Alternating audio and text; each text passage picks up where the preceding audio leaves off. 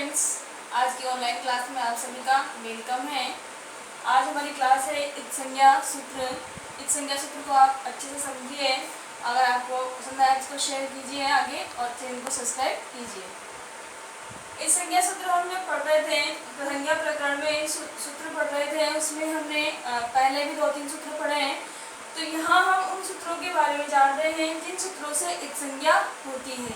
हमारा पहला प्रश्न यही बनता है कि इत्संज्ञा सूत्र क्या है। इत्संज्ञा सूत्र का मतलब है कि ऐसे सूत्र जिनके द्वारा हम इत्संज्ञा करते हैं। जहाँ जहाँ भी इत्संज्ञा होती है वहाँ वहाँ उसका लोप कर दिया जाता है। पहला प्रश्न यहाँ से बनकर आता है कि इत्संज्ञा में कितने सूत्र होते हैं या इत्संज्ञा सूत्र कितने हैं।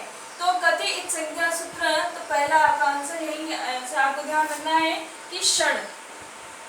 इत्संज्ञा सूत्र जो है वो षड 6 सूत्र होते हैं। इन 6 सूत्रों में कौन कौन से सूत्र हैं देखिए। पहला सूत्र है आपका उपदेश अज अनुनासिक इत। ये सूत्र कहता है उपदेश यानी उपदेश में स्थित, उपदेश में स्थित अज। अज का मतलब यहाँ जो संधि करेंगे तो च आएगा यानी कि अच। उपदेश में स्थित अच। अच भी कौन सा? अनुनासिक। अच कौन सा है? अनुनासिक। अनुनासिक अनुनासिक अच की क्या हो जाती है? इत्संज्ञा हो जाती है। देखो, जब हमने स्वर के भेद पढ़े थे उस समय ये देखा था कि जो स्वर है वो 18 प्रकार के माने गए हैं। यानी हमने स्वर के भेद किए थे तो किसी के हमने 12, 18 और 30 भेद बताए थे आपको।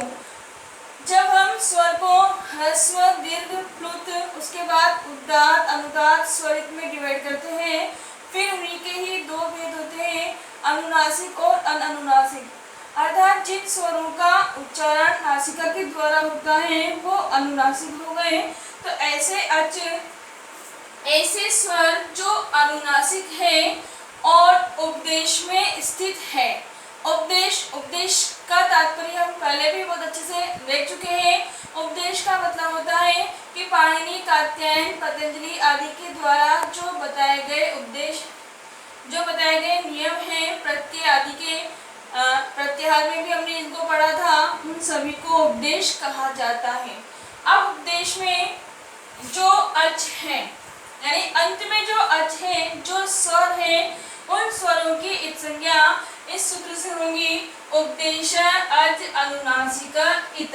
प्रश्न भी आपका यहीं से बनता है कि उपदेश में स्थित अनुनासिक अच की इत्संज्ञा होती है।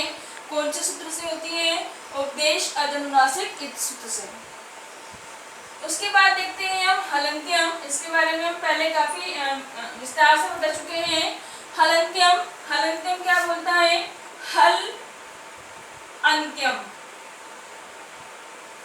अर्थात उपदेश में स्थित जो अंतिम हल है, यहाँ देखिए ऊपर स्वर की बात की गई है और नीचे व्यंजन की बात की गई है। उपदेश में जो हल स्थित है, जो आगम, निगम, पाठ आदि सभी उपदेश कहलाते हैं, उसके अंत में जो हल है, उस हल की अंतिम अंग की जो इत्संज्ञा होगी वो किससे होगी? हलन्त्यम सूत्र से होगी। हलन्त्यम, हल अंत्यम यानी हल जिसके अंत में है, ऐसे वर्णों की इत्संज्ञा जो है हलन्त्यम सूत्र से होगी। इसके बारे में हम पहले विस्तार से देख चुके हैं। नेक्स्ट हमारा सूत्र है आदि ल्यूटूडव। यहाँ ये सूत्र कहता है कि कुछ विशेष धातुएं होती हैं, जैसे ये भी धातु, जैसे पुनादि धातु, जैसे डक्रय धातु। इन धातु के प्रारंभ में, आदि मतलब प्रारंभ में, इनके प्रारंभ में जो ये है, जो टू है और जो डू है, इनकी इत्संज्ञा हो जाती है। देखिए, आदि ल्यूटूडव सूत्र से हम ये भी धातु के प्रारंभ में स्थित ये की, टुनादि धातु के प्रारंभ में स्थित टू की और डकरय धातु के करते हैं। श प्रत्यय से ये सूत्र कहता है कि ऐसा प्रत्यय जिसके प्रारंभ में श हो, ऐसा प्रत्यय जिसके आदि में श हो, उसकी इत् संज्ञा हो जाती है। जैसे शफ प्रत्यय में श की इत् संज्ञा हो जाती है, शूर प्रत्यय में श की इत् संज्ञा हो जाती है। मोस्टली आपके हलन्त्यम सूत्र ज्यादा काम में आता है, लेकिन आपको यहाँ सभी रखने हैं। नेक्स्ट है आपका चूटू। बहुत छोटा सा सूत्र है चूटू, लेकिन ये कहता है कि चू को हमने वर्णमाला में पढ़ा था कि चू क्या होता है, च वर्ग। चू का मतलब क्या हो गया, च वर्ग, जिसमें च छ ज झ ये सभी आ जाते हैं। और टू का मतलब क्या हो गया, ट वर्ग, इसमें ट ठ ड ढ ण सभी आ जाते हैं। इन सबकी इत् संज्ञा चूटू सूत्र के द्वारा होती है।